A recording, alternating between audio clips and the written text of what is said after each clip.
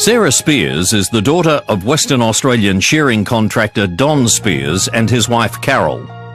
With her older sister Amanda, Sarah grew up in the country and attended boarding school in Perth. They're both very bright girls, both of them very compassionate. Sarah, they're both different natured, but they got on like a house on fire. They're just great buddies. To my knowledge, they've never ever had an argument in their life. They're always there for one another. Sarah is intensely family-minded. She seems constantly to go out of her way to make sure her sister and parents are comfortable and happy. She had a way about her that you don't come across too often in people. She used to light me up. The minute I saw her, she just lit me up. Her eyes were bright and she was always stumbling forward to greet you. Very affectionate with all of us, with her mother and her sister. And I would say particularly myself, she was really always there for all of us. I think that Sarah was a typical, beautiful, smart 18-year-old who was just on the cusp of starting this fantastic adult life.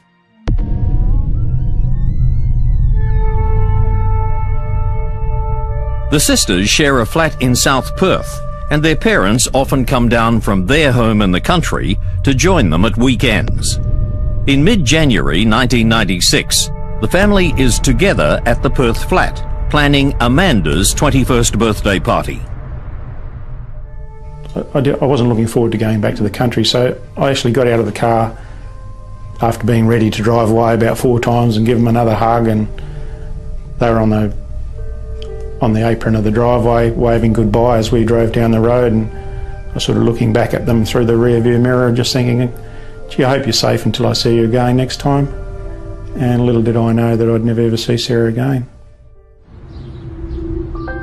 On Friday, the 26th of January 1996, the Australia Day holiday, Sarah and some friends are planning a picnic dinner at an open-air concert in Kings Park. As evening falls, they're joined by Amanda, who then drives them to the Ocean Beach Hotel in the upmarket suburb of Cottesloe. They left that hotel at about midnight. Yes, he'll be there. Well, I don't know if he's there yet. They were collected by Sarah's older sister Amanda. That had been pre-arranged, and Amanda drove them into Claremont. It was their intention to go to Club Bay View, which is a popular night spot, and kick on there at the nightclub. She was at the OBH Friday night, and I went there. I called in to see her and Emma and to tell them that I'd drop them at club if they wanted to go. And then I went to a friend's, then I came back and got them, and she was happy, gave me a hug, kiss, goodbye, thanks for dropping us off. That's the last time I saw her. Well, you wouldn't want to go out with a guy like that anyway, what a freak. Amanda was working. She was going to university and doing several part-time jobs, which was fairly taxing on her. Normally she would have gone and picked Sarah up, but she asked Sarah to catch a taxi that night because she was in need of a bit of rest. It's nearly 2 a.m. when Sarah tells her friends that she's going to call it a night. How's the sister? Amanda, yeah, she's good. She's good. I'm just going home to her now, so yeah. Okay. Anyway, I better go. Take care. I will. How are you getting home? I'm just catching a taxi down the end of the road. I'll be careful, baby. Alright, thanks. Bye. Yeah. All right, see you soon. On her way out, she chats with a security guard at the door and then walks down to a phone box on the corner of Stirling Road and Stirling Highway.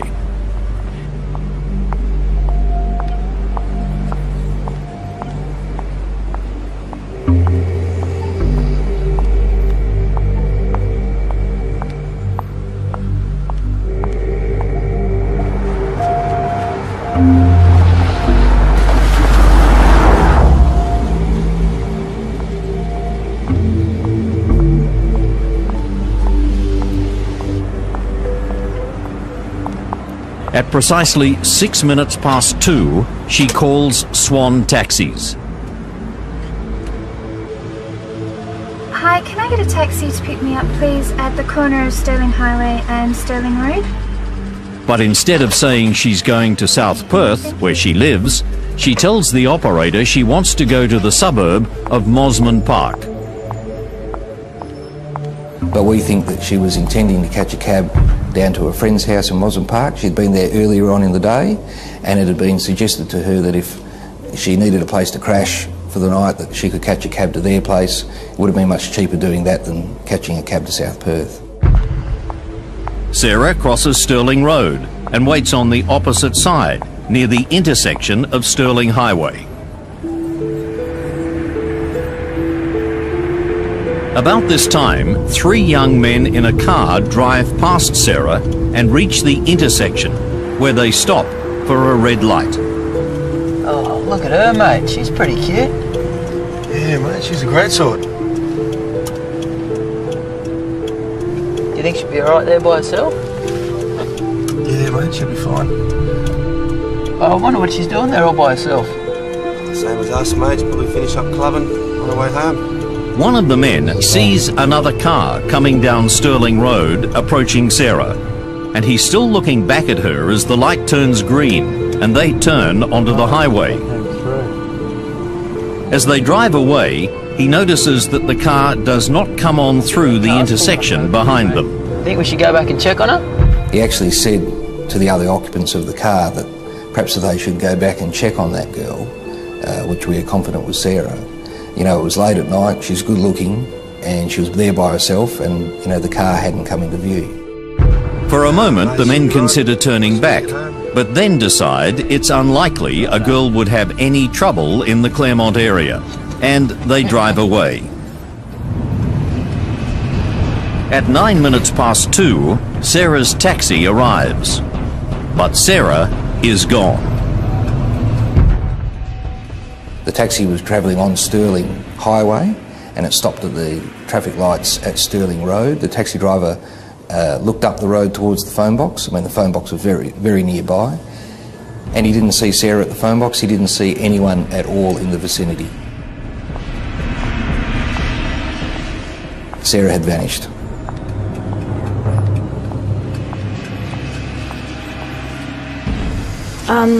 I became most concerned on Monday morning when I rang. She starts work at 8 and I rang at 8:15 just to catch up with her because I hadn't seen her all weekend.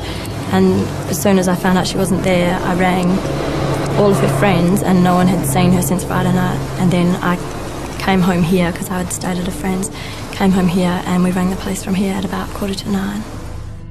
Amanda did ring us and say that Sarah hadn't been in touch with her on the Sunday, and she had a tone about her of concern.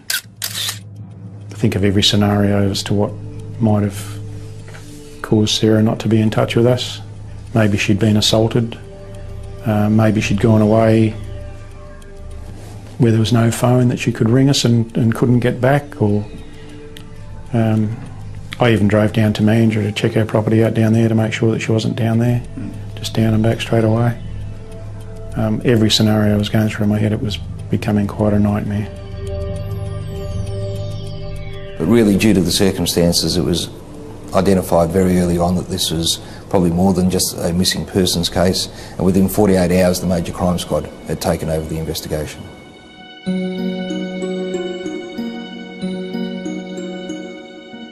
Pictures of Sarah are circulated, along with descriptions of her beige Portman shorts and light-coloured t-shirt, and particularly her distinctive shoes. They were beige suede shoes and had quite a distinctive chunky heel and a pattern cut out of the top of the shoe. Sarah Spears disappeared after leaving a nightclub. 35,000 posters are distributed around Perth. Sarah's friends and family and other volunteers walk around the streets at night asking if anyone has seen her. I was always hopeful that she would just walk in the door. I mean, I spent my afternoon sitting in the front lounge waiting for her to walk through the door. Police appeal for everyone in the Claremont area on that night to come forward. Hundreds respond, Sarah's family is also swamped with phone calls at all hours. Many claim to be psychics, reporting they've had dreams and visions. I had one bowl into our house and just charge upstairs and pretend she was dry reaching and said how ghastly it was in front of us. And then she came downstairs and said, "Oh, your Sarah's had her head smashed in with a rock," and gave me a location where she was. And in the meantime, she's taking phone calls from other people and quoting prices for sessions. And so every time another one of these nutters wrote and said, "I've seen it in my dreams that Sarah's body will be down at Salters Point," you knew that they kind of thought it was nutty, but they had to chase every rabbit down every hole. And the anguish on Carol Spears' face when she was hoping against hope that her daughter would walk in the door, and over time the realisation that she never would. It's just heartbreaking. Thought I was grasping at straws, I was grasping at anything, and one had me out in swampland, middle of the night, midnight, slushing around swampland looking for Sarah. And after a while I did learn to steer clear of clairvoyance, because they gave me nothing but a lot of grief. What can you tell us about your daughter? What kind of person? Exhausted by the psychics, Don and Carol can do nothing more. Sarah's very caring. So, police believe there may still be someone who can supply information about Sarah's disappearance. Jim, what are you looking for? Well, Steve, that second vehicle that drove down Stirling Road has never been identified. Nobody's ever come forward. What I want is the occupants of that vehicle to come forward and identify themselves. Police believe there may still be someone who can supply information about Sarah's disappearance. And the hunt for Sarah becomes a much wider crime investigation when just 5 months after she disappeared, a second young woman goes missing from Claremont.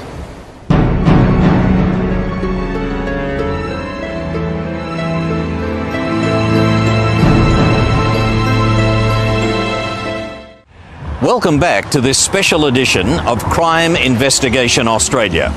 Detectives followed every possible lead that might help solve the mystery of Sarah Spears' disappearance. And then, after 5 months, in June 1996, another woman went missing here in Claremont. And Jim, there were similarities, weren't there? Yes, there was. I mean, both the victims were attractive young women. They had been out socialising with their friends in the Claremont area. It was really at the end of their night out, and they were really trying to get home, and they were walking alone. This woman's name was Jane Rimmer. The Perth suburb of Shenton Park is 10 minutes' drive from Claremont. It's here that Trevor and Jenny Rimmer set up their family home in the early 1960s. The youngest daughter, Jane, is born in 1973. Jane is a quiet child, but grows into a fun-loving, caring young woman whose ambition is to work with children. She gets her own flat and a job with a childcare centre. She's a nice, friendly girl. She was soft, nice girl. She worked with the children. She was always very smiley. I thought she was gorgeous. And her personality matched her face. She was just, you could see her goodness just shining out of her, really. She was just a good person. And caring. And she was young, and, we were all rat-baggy when we were young, so she could be a rat-bag, but she was still responsible, and definitely with the children, she was really, really good with them.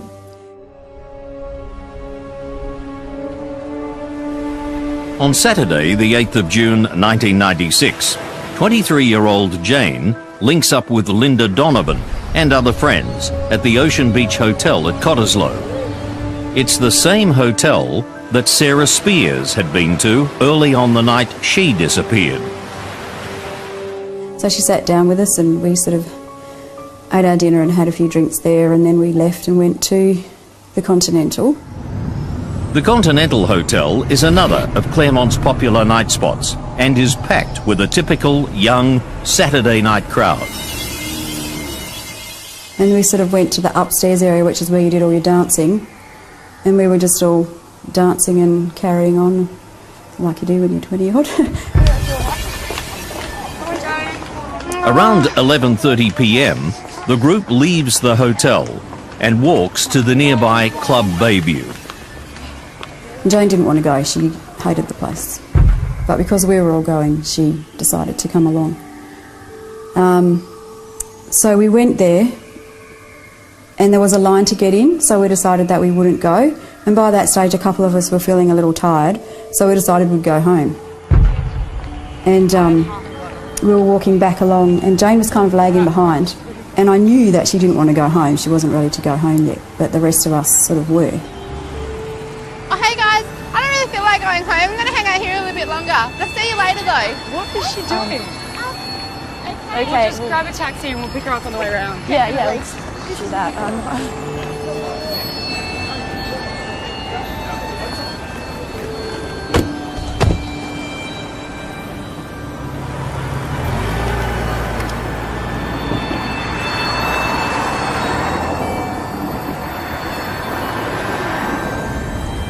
Oh, look, there she is. Jane, come on, we're going back to Kate's house for some drinks. No, it's alright. I'm going to hang out here a bit longer. But you guys have a good night. Alright, well, call me tomorrow. Okay. But I think she was just lonely. She just wanted someone special. She probably wanted to meet someone that night, because that's what you do when you go out, you want to meet someone. As her friends drive away in their taxi, Jane stays behind, alone.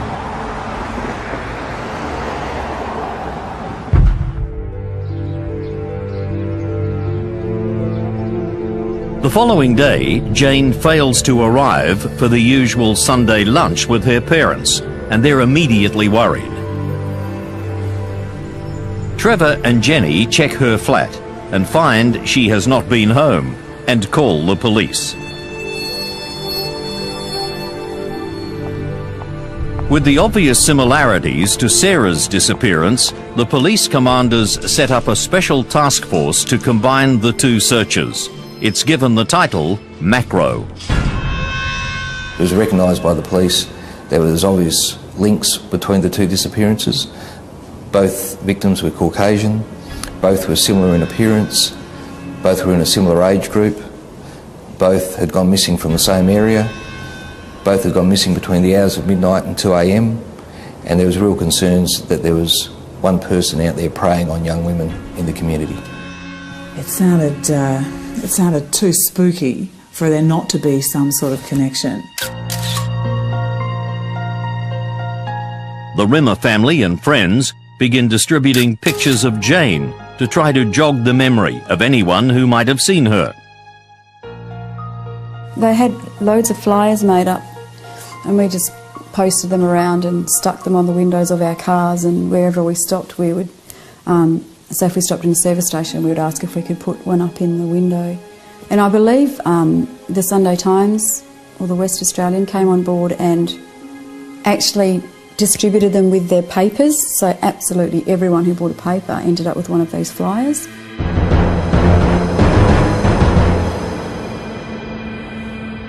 On Saturday, the 3rd of August 1996, 55 days after Jane was reported missing, a family is driving down a road in Wellard, about 40 kilometres south of Perth, when they decide to stop to pick wildflowers. The family's mother, Tammy Van Rooyt, is picking some wild lilies when she suddenly sees a body in the grass at her feet. And the husband, he could see that it must have been the fear in my face. He came running, and I said, "She's in there." And he said, "Who's in there?" And I said, "She's in there." And he went in there and quickly checked and said, "Right, get in the car," and tried grabbing me in. And I said, "No, I'm not leaving." I said, "Get the kids." I was quite angry. I was, really angry. She told us later that she couldn't leave Jane there alone by herself. When that happened, it was like you didn't know what to do. whether to go over and say, "Are you okay? Can I help you? What can you do?" It's a very, very nasty time.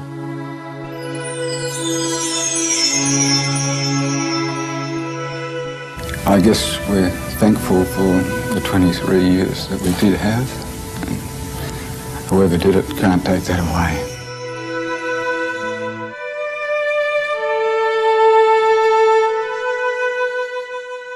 With the discovery of Jane Rimmer's body, detectives begin a national manhunt for her killer. And later in the program, we'll reveal some vital new information. But just 9 months after Jane was abducted, came more shattering news. Yet another young woman had disappeared from Claremont.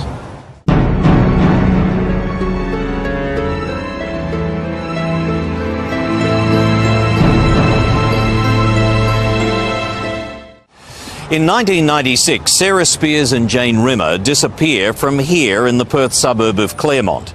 Jane's body was later found 40 kilometres south of here by the side of the road. But the disappearance and murder would not be the end of the tragedy. In March 1997, just 9 months later, 27-year-old lawyer Ciara Glennon goes out for drinks with her workmates and never returns. Ciara is a bright law student.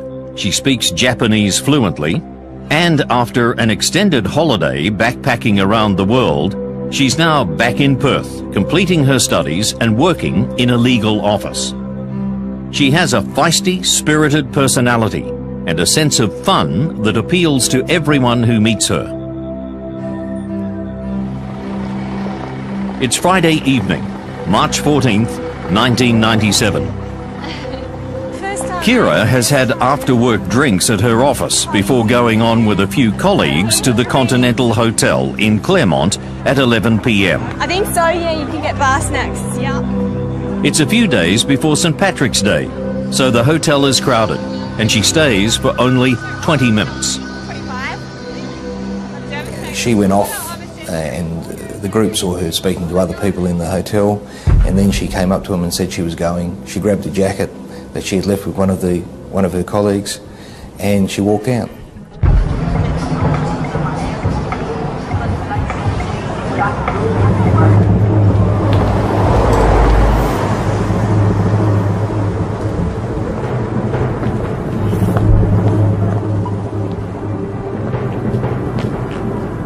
A group of men gathered at a nearby bus stop watch Ciara as she walks south down Stirling Highway towards her home in Mosman Park.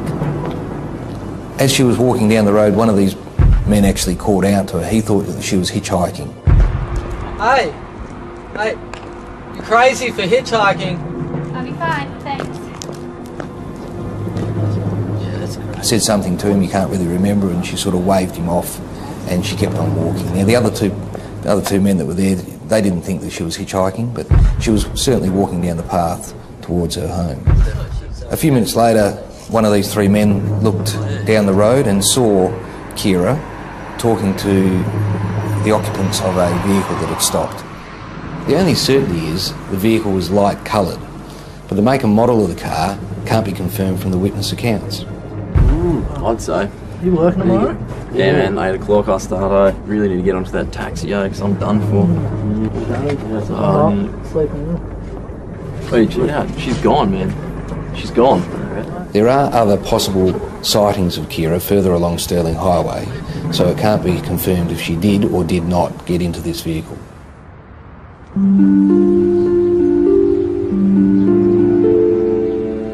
On Saturday morning, Ciara's mother finds that she has not returned home. A call to one of her friends reveals that Ciara was last seen leaving the hotel in Claremont by herself. The news that a third woman is missing from Claremont angers and frustrates the Macro investigators and spreads alarm throughout Perth. Radio stations begin to broadcast safety messages to warn young women of the danger. For instance, keep a mobile phone with you. If you're going, keep to lighted areas, and all sorts of safety messages that we were hoping would remove the potential prey of the offender from his view. The West Australian government posts a reward of $250,000, the largest ever offered in the state. Kira's shattered father, Dennis, makes a public appeal for help. Only now do I even begin to understand the terrible trauma that the parents of Jane and Sarah went through. Kira may be there. And the look of horror, I'll never forget that press conference when, you know, this strong, proud man with tears running down his face and feeling sort of a bit embarrassed by the fact that he couldn't keep it all together and having to make an appeal to find his daughter. You know, just truly, truly heartbreaking. Life must go on. That's what we intend to do. Kira may be there. The Glennons are inundated with phone calls from strangers. They include the usual clairvoyants, tormenting them with the standard cryptic clues and useless information. Thank you, Commander Ibbotson. Dennis Glennon also starts a fund called the Secure Community Foundation, the SCF, which raises hundreds of thousands of dollars for extra resources for the investigation.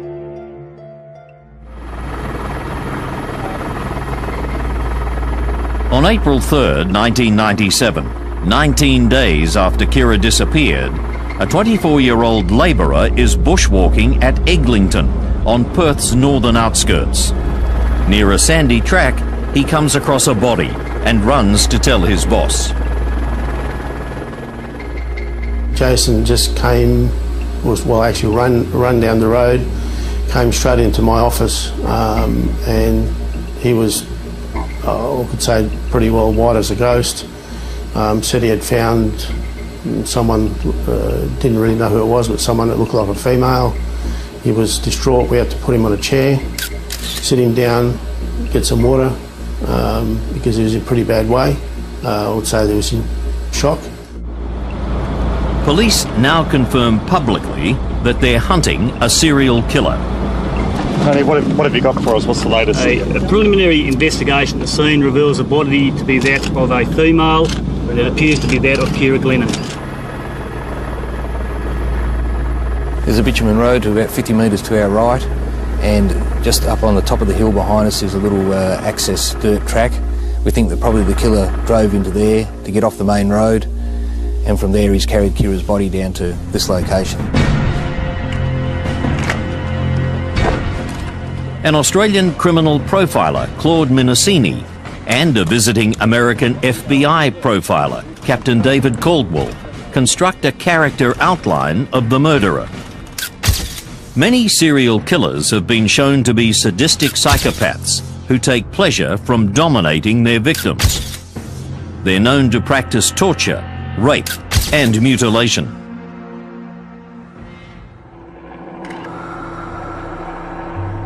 While the Claremont killer may not fit this type of distinctive personality, all the character clues are reviewed by various experts, and the profile is continually updated throughout the investigation.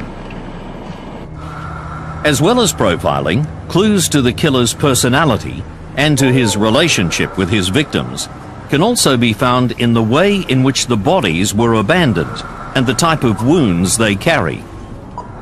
With the Claremont murders, the police will not reveal the cause of death of each of the women and the exact injuries to their bodies. These are facts known only to the killer and those who found and examined the bodies. Keeping these secrets might help police to track down the culprit and later prove his guilt in court. Other facts are also withheld from the public, and information control becomes a hallmark of the case as Macro's leaders battle to limit inaccurate speculation that can confuse the investigation. First of all, it clouds the judgment and memories of witnesses who might have valid information to provide, but more importantly, it provides the offender with confidence. And when the offender has confidence, he's more likely to continue his offences. To prevent any leaks, there's an unprecedented level of secrecy within the police force itself. So they were not to talk to even fellow officers who were not on the task force. They had to sign a confidentiality clause that they don't talk to anyone about the case. I mean, that's usually how you get information as a journalist, you know, from police sources. All that's revealed about the killer's profile is that he's organised, and that both abductions were carefully planned and controlled. So this person clearly knew what they were doing and had planned it meticulously, and right down to what they were going to do when the girls got in the car, how they restrained them, you know, all that sort of stuff. It would have to have been well planned for it to have been carried out so well. As to motive, other than the pleasures that some people of this type get from this type of offence, I'd be theorising to take it any further. He looks after his vehicle and would most probably wash and polish the car after the disappearance of the girls. A controlled man with a job who likes driving, say police, a person who's finding anxiety hard to hide. The person who's responsible for these incidents would certainly be feeling stressed today. The public responded fantastically. They really got on board and did their utmost to help police try and catch the person or persons responsible for these murders. At one point there was so much information coming in we could barely cope. In the month following the discovery of Kira's body, around 50,000 calls are made to Crime Stoppers, at one point at a rate of 2,000 calls a day. New and sophisticated database technology is imported from the UK to help sort and coordinate the material and follow up every lead.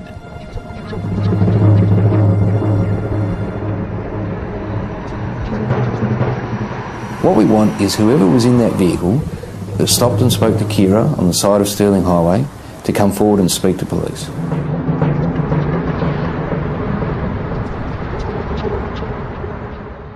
So, give me a sense, if you can, of what it must have been like, the atmosphere here in Claremont, but not just Claremont, throughout Perth, after Kira's death. I think it's fair to say that people were frightened. Nobody wanted to come down to Claremont anymore. I mean, at night the streets were deserted down here. It was a terrible time for people who lived and worked in the Claremont area. Now, throughout the 12-year hunt for the Claremont serial killer, one piece of evidence has been deliberately withheld by the police. There were good reasons to keep it hidden for so long, and you'll hear about it in just a moment.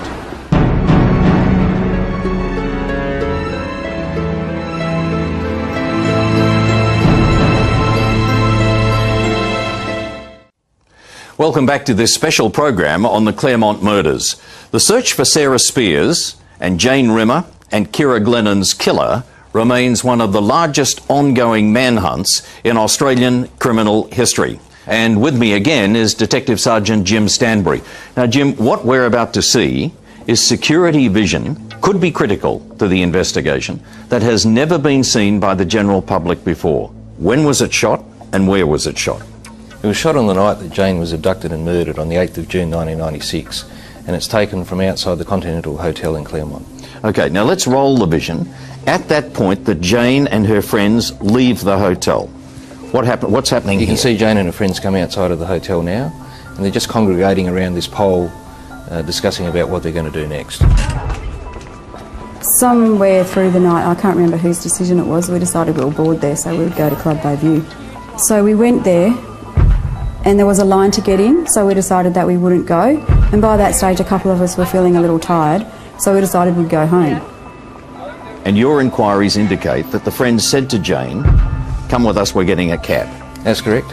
And Jane, at the last minute, decided she didn't want to do that, and she said she was going to stay behind, stayed outside the Continental Hotel. And did she give any reason why she was staying behind? No, none whatsoever. Oh no, it's okay. I'm going to hang out here a bit longer, but you guys have a good night. All right, well, call me tomorrow. All right, cool. Jane's at top of screen now, and she's quite focused on the Goojeri Street end of the area. Right. And she walks out there onto the street now. Okay, on her own. She's by herself. Plenty of people on the street, plenty of people spilling out of the hotel. They haven't been able to help you. Correct. We've identified and interviewed all of these people that are out here on the street, and none of them have been able to provide us with any significant information. Now, we should keep pointing out that there are several security cameras that the vision from several cameras you've utilised here, so people should be aware that the angles are changing. Correct. Her demeanour appears to be different, doesn't it? I mean, she seems relaxed, cool, calm, friendly looking. We will shortly see come into shot a person of interest. You've called him the mystery man. That's correct. Because of all the people that were there, this is the one person you've yet to interview. That's correct. Who's yet to come forward. That's correct. There's the man. That's correct. She recognises him. Yes. As you can see, it looks like she's laughing or something along those lines. She is interacting with him. Whatever he's doing or saying, she is communicating with him. Okay, and now we're looking 28 seconds later. Mystery man has left. Jane is still there at the curb, quite relaxed, looking around. All these people here you've spoken to haven't been able to help you as far as his identity is concerned? That's correct. Okay, now, at this point she looks at a watch. It appears that's what she's doing, yes. Checks her watch. Again, she's still focused down Bayview Terrace. Okay. And our vision is about to change. There's been a 28-second jump. That scene there where we saw her look down at her watch is the last vision of Jane alive on the night in question. That's correct. 28 seconds later, she's vanished. That's correct.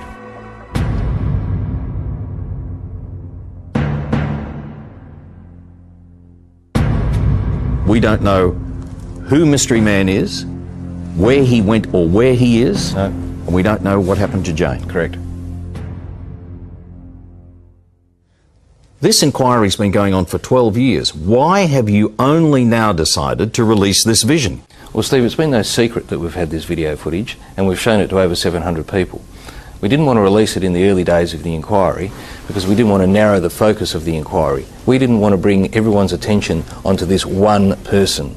There are many other facets to the inquiry, and we wanted to cast the net quite wide and bring in all the information. You have to remember that Jane is still there for 2.5 minutes after Mystery Man disappears from view.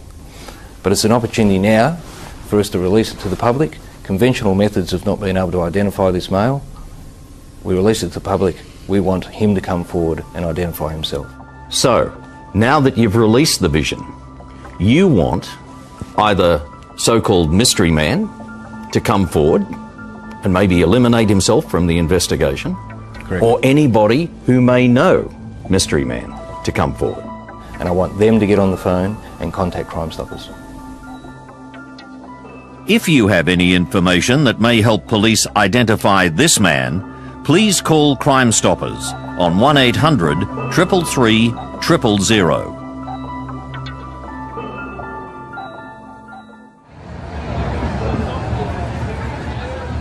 In an investigation that's lasted more than 12 years, detectives have been unable to charge anyone in connection with the murder of Jane Rimmer and Kira Glennon. Faced with constant demands for a result, the police have been subjected to almost continuous criticism throughout the life of the case. The Macro investigation has also had years of intensive official scrutiny and has been reviewed no less than 11 times. Among the reviewers was one of Australia's most senior homicide detectives, Mike Hagan.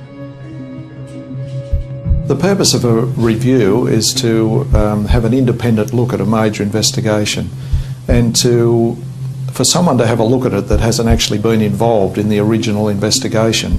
It brings a degree of independence to the investigation and credibility. We found after doing their review and having the opportunity to look at the whole process of the investigation, having a look at the structure of the task force, the management of the task force, the investigative practices, we found that it had been professionally conducted, that the task force members and the command structure had used every available investigative method, and they used everything, the resources that were available to try and to get an outcome. The most recent and largest review was a massive reworking of all the evidence by veteran Detective Superintendent Paul Schramm, the man whose team solved Australia's worst serial killing case, the notorious Bodies in the Barrels at Snowtown. The SRAM review was the 11th review of the Macro Task Force. It was an extraordinary review. It had national and international panel formed. I have read the document and I'm still amazed today at the detail and the amount of energy that was put into that review. SRAM's review highlighted the possibility that the killer may have had a house in the Claremont area, since the girls probably would have put up a fight and he'd have needed to control them quickly. It's never too late to find the aspects or the facts in issue of an investigation, and that's why it's important for police to keep persevering with an investigation, because ultimately they'll get to the truth of the matter. The environment we live in today is such that things change on the hour, especially with forensic innovations and investigative techniques that are developed throughout the world. The world being one community like it is today, we are tapped in all over the world to any new advances in those methods, and we take full advantage of them. Unfortunately, the outcome hasn't come yet, but I believe positively with further investigation that this matter will finally be resolved. A new police unit is now in charge, a special squad within the Major Crime Division, and they're wiping all previous assumptions about the case.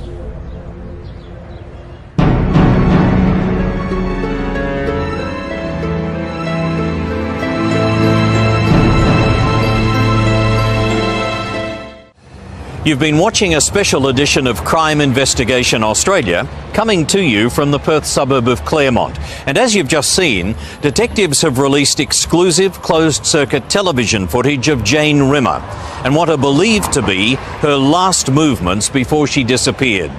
With us tonight has been Detective Sergeant Jim Stanbury, head of the WA Special Crime Squad. And Jim, what are you hoping tonight's program will produce? Well, there's three things I want out of tonight's program. The first thing is I want to identify who the occupants were of that vehicle that was driving down Stirling Road towards Sarah Spears and where she disappeared. There were two vehicles. One continued on its way, but the occupants of that vehicle suddenly realised that the vehicle that was following was no longer there. That's right. You want the people that were in that second vehicle to come forward and identify themselves. Yes, I do. Okay, so that's the first point. Secondly, I want the mystery man to come forward, that person who had interaction with Jane Rimmer outside the Continental Hotel behind us. After her friends had left in the taxi, she stays behind at that hotel. That's correct. And the mystery man appears. That's right. You don't know where he went, who he was, how he left the scene, but you want him to come forward. That's exactly right. And lastly, we want to identify whoever was in that vehicle that spoke to Kira Glennon on Stirling Highway. We want that person or persons to come forward. And anybody who's been watching this program tonight who has information, no matter how small it might be, how insignificant they might think it might be, that can assist this inquiry, get in touch with you. Ring Crime Stoppers, give you the information. Yes. Because it could provide that one piece of the puzzle that you've been looking for 12 years. Absolutely. One of the first tasks of the Claremont investigation was to try to establish what type of person could have picked up Sarah and Jane. While it's possible they were forced into a vehicle, police suspect it's more likely they went willingly with someone they knew, or at least felt they could trust.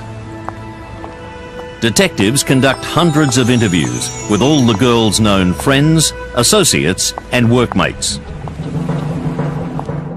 We had registers of people where they were in the evenings in Claremont, and interviewed thousands of people in relation to these things. And they said, okay, who else do you know was in Claremont that night? I said, oh yeah, well, it's Bill Smith and Mary Jones.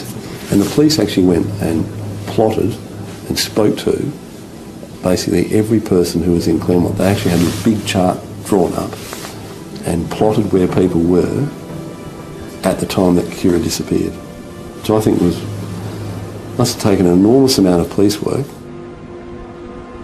Hoping to catch the killer, Macro conducted saturation undercover surveillance of the general Claremont area. They also used the police air wing and installed covert surveillance cameras on the streets. This resulted in the identification of men who followed women along the street and a number of rogue taxi drivers. Along with scores of other persons of interest, they are thoroughly investigated, and all but a few are eliminated. Among those still being examined are two men who can provide no alibis for the times the three victims went missing. One was a known sexual pervert who had a semi-automatic rifle and ammunition concealed under the front seat of his car. Kira's body is believed to have been abandoned in bushland on the night she was killed, and this man knew the area so well he could easily find his way along its bush tracks at night. Another of those still being investigated is a well-educated martial arts practitioner from a wealthy English family who worked closely with Sarah Spiers and had once met Jane Rimmer. He was 34 at the time of the murders and lived alone, not far from Claremont. During his police interviews, he told a series of blatant lies, playing down his close working relationship with Sarah and giving false alibis for the times Jane and Kira went missing. His polygraph test results have proved inconclusive. As yet, there is insufficient evidence to link either of these men or the other persons of interest to the murders. The spotlight is also turned on the taxi industry.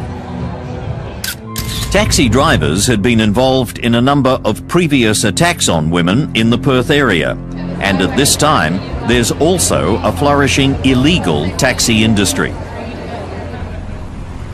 The rogue drivers, who are not officially vetted or registered in any way, simply put a sign on their car and it becomes a taxi. The order goes out to shut down the fake operators as police begin interviewing some of the 3,500 drivers of Perth's 1,200 taxis. So we coordinated with the taxi board and a number of other agencies that we would open the motor vehicle licensing centres on a particular weekend and ask the taxi drivers to drive their vehicles down and present themselves. It allowed us to eliminate 1,800 taxi drivers, obtain DNA swabs from them, and also to forensically examine over 800 taxi vehicles. One constant fear is not only that the killer will strike again, but that he may have already done so.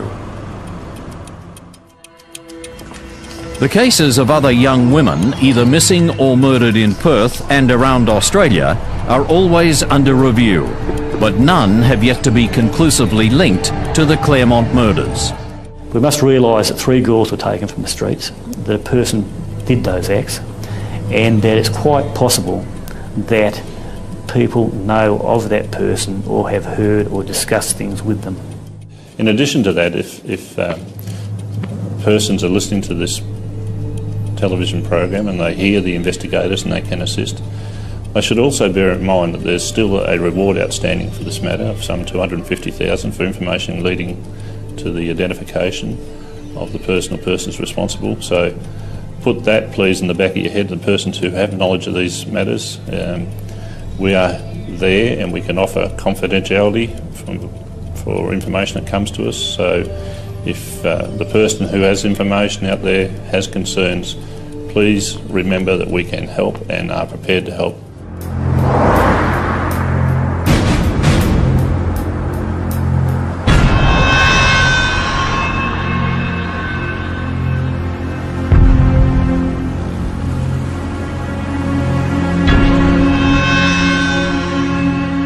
Over 12 years, police have gradually ruled out hundreds of leads and thousands of items of evidence. The investigation, of course, continues, and it's possible new information might provide a crucial breakthrough and solve the mystery of Sarah Spiers' disappearance and the murders of Jane Rimmer and Kira Glennon.